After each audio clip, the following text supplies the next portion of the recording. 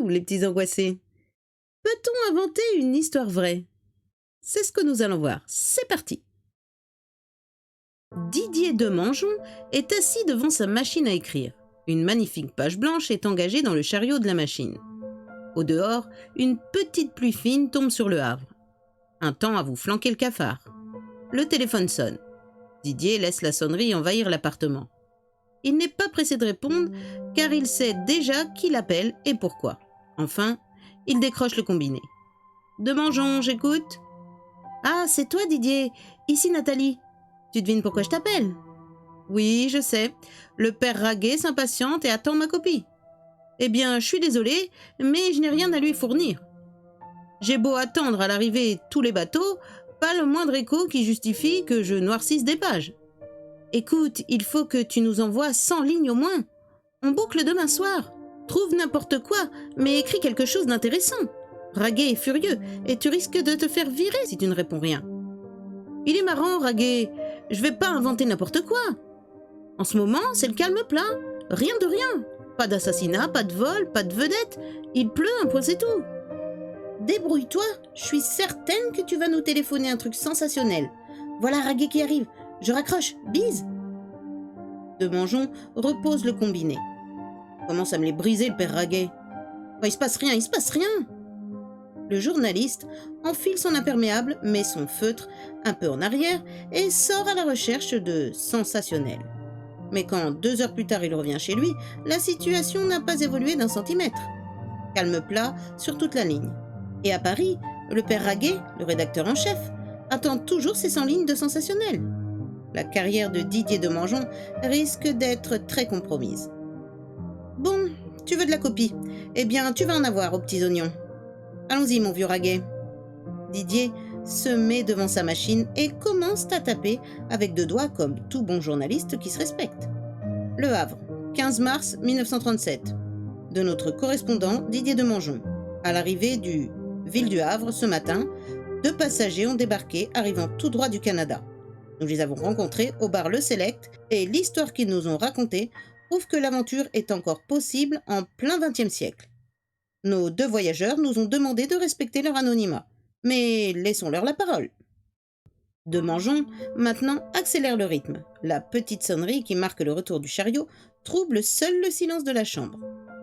Quand Demangeon a terminé ses 100 lignes, il relit sa copie, corrige 1 ou 2 formules, supprime une répétition et estime qu'il est temps de transmettre par téléphone son article sensationnel à la direction de l'hebdomadaire et au père Raguet qui l'attend à Paris. Ah, tu veux du sensationnel, je vais t'en faire du sensationnel. L'article sort dans le numéro suivant. Dans la rubrique « Ce monde est incroyable ». Pas un mot n'y a été changé. Raguet, le rédacteur en chef, téléphone à Demangeon pour lui dire « Superbe cette histoire des chercheurs d'or. Vous voyez mon petit Demangeon, il suffit de s'accrocher et on trouve toujours de quoi faire la bonne copie. Il faut me suivre cette affaire, ça me semble passionnant. » Demangeon répond « Oui, patron, je vais essayer d'en savoir davantage, je vous tiens au courant. » Elle est bien bonne celle-là. Demangeon a strictement tout inventé. Dans son histoire, 2 jeunes chercheurs d'or reviennent du Canada. Là-bas, dans les profondeurs glacées du Yukon, ils ont un jour découvert un squelette au pied d'une falaise. Auprès du squelette, quelques objets. Au doigt du squelette, une chevalière. Les 2 explorateurs ont réussi à se hisser jusqu'en haut de la falaise et, après quelques kilomètres dans la neige, ils ont trouvé une cabane abandonnée. Cette cabane devait être le camp de base du malheureux dont ils ont découvert les restes. Dans la cabane, des sacs de quartz aurifère indiquent que le disparu était chercheur d'or. Les 2 garçons réalisent qu'ils sont au centre d'un placeur. Ils se rendent à Whitehorse, la ville la plus proche, et se renseignent. On leur dit que personne n'a déposé de demande pour une concession concernant ce territoire. Ils remettent au shérif la chevalière trouvée sur le squelette et ils en profitent pour faire une demande de concession en leur nom propre. Aujourd'hui, après 2 ans d'exploitation, ils reviennent en France histoire de se refaire une santé.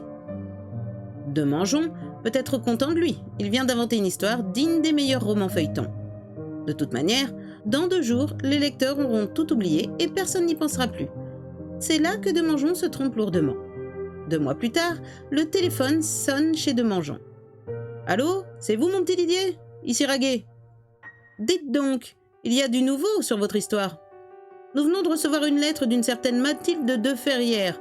Elle a lu votre reportage et elle est persuadée que les 2 prospecteurs que vous avez rencontrés ont découvert le squelette de son frère. Il est parti il y a 5 ans dans le Yukon pour y chercher de l'or et il n'a plus jamais donné de nouvelles. Il faudrait demander au shérif de Whitehorse la description de la chevalière. Cela permettrait d'identifier le squelette. Il s'agit d'après elle de son frère Thibaut de Ferrières. Demangeon ne sait trop que répondre. « Ah, ça, c'est formidable. Oui, ça serait bien si c'était son frère. Enfin, je veux dire, ça serait triste mais intéressant. C'est fou que cette histoire ait un tel rebondissement. » Pour être fou, on peut dire que ça l'est. Comment cette mademoiselle de Ferrières a-t-elle pu croire suffisamment au roman inventé par Demangeon pour y reconnaître son frère? Demangeon est un peu inquiet. Mais après tout, que risque-t-il? On va contacter le shérif de Whitehorse. Il répondra, Dieu sait dans combien de temps, qu'il n'a aucune trace de chevalière ni de squelette découvert au pied d'une falaise. Et puis tout retombera dans l'oubli. Il y aura 1000 raisons plausibles pour expliquer qu'on n'aboutisse à rien. Les semaines passent et Didier Demangeon continue son dur métier de correspondant exclusif. Dieu merci, il parvient toujours à fournir la copie au père Raguet, mais, il faut bien l'avouer, rien n'est aussi excitant que l'aventure du squelette et des chercheurs d'or. Demangeon sommeille encore quand le téléphone sonne. « C'est vous, mon petit Demangeon? Je vous appelle pour l'histoire du squelette du Yukon. Ça y est, nous avons reçu une réponse du shérif de Whitehorse, et grâce au Yukon Telegraph, nous avons reçu par Bellino une photo de la chevalière. » Une photo de la chevalière? Mais quelle chevalière? Mais la chevalière trouvée par les 2 chercheurs d'or que vous aviez interviewés. Vous n'êtes pas réveillé, mon petit. La chevalière du squelette. Le shérif avait la chevalière du squelette? Ça alors? Mais comment est-ce possible? Qu'est-ce que vous me racontez? Comment est-ce possible? Ne me dites pas que vous avez oublié votre propre article. Eh bien, patron, c'est que... Demangeon sent qu'il a la tête en feu. Il ouvre déjà la bouche pour tout avouer au père Raguet, pour lui dire « Mais tout ça, c'est du bidon, je n'ai rencontré aucun chercheur d'or, il n'y a pas de squelette, pas de chevalière, pas de filon aurifère. J'ai tout inventé pour vous fournir vos foutus 100 lignes de copies sensationnelles. » Mais l'instinct de survie professionnel fait que Demangeon ne dit rien. D'ailleurs, à quoi bon faire des aveux, puisque de toute évidence, la réalité rattrape la fiction. C'est drôlement intéressant, patron. Et cette chevalière, vous l'avez faite voir à mademoiselle de... Comment s'appelle-t-elle? Mademoiselle de Ferrières, nous l'attendons. Elle nous en avait donné une description précise dès le début. Il n'y a pas de doute, la chevalière remise au shérif de Whitehorse est bien celle de Thibaut de Ferrières. Le blason est bien tel que sa sœur nous l'avait décrit. Dès qu'elle a su que nous avions des nouvelles de Whitehorse, elle nous a dit qu'elle serait dans le train pour venir nous voir. Je vous tiens au courant. Enfin, mon petit Demangeon, je vous félicite encore pour votre interview. C'est devenu une sorte de feuilleton qui passionne les lecteurs. Nous recevons un courrier formidable.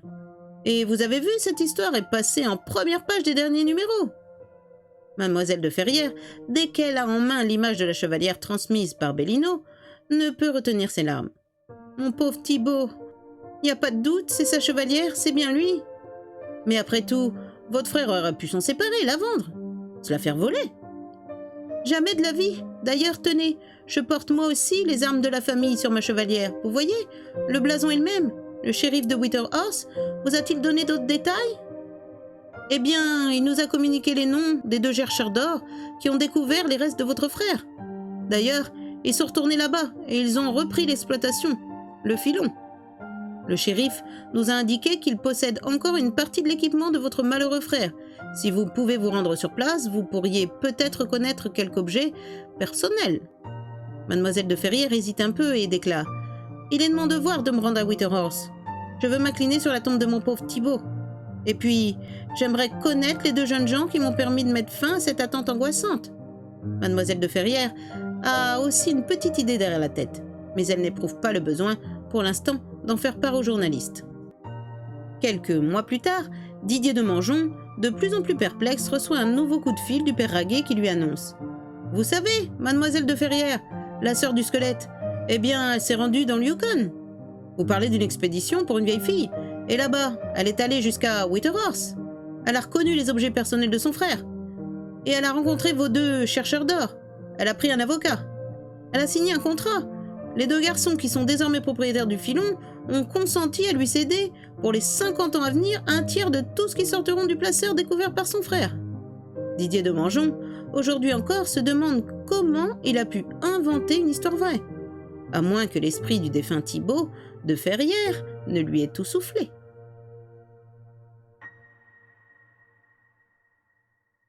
Voilà les petits angoissés, c'est la fin de cette histoire.